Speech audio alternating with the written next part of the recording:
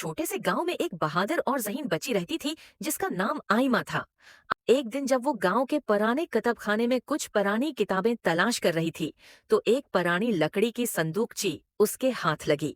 संदूकची खोलने पर इसमें से एक खिस्ताहाल प्रासरार नक्शा निकला।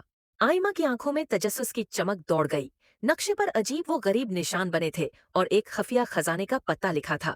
आइमा फौरन अपने 3 करीबी दोस्तों के पास गई, हमजा, जर्रिया और बाबर। हमजा एक लंबा, समझदार लड़का था जो हमेशा मंसूबाबंदी में आगे रहता था।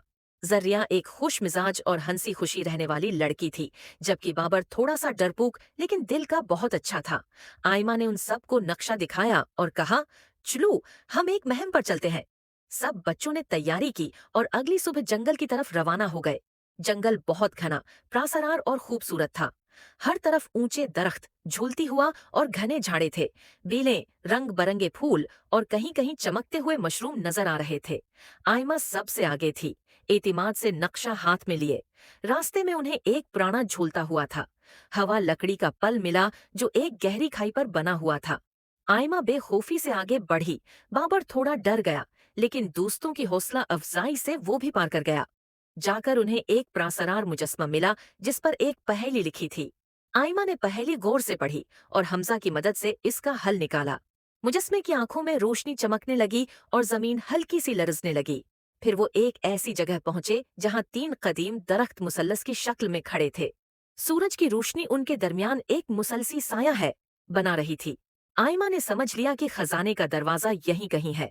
उसने जमीन पर बने निशानात को गौर से देखा और एक मखसूस जगह पर खड़े होकर नक्शा बुलंद किया। जमीन में से एक पत्थरीला दरवाजा आहिस्ता आहिस्ता खुलने लगा और उसमें नीचे उतरने वाली सीढ़ियां नमूदार हुए। बच्चे एक दूसरे का हाथ पकड़े अंदर दाखिल हुए।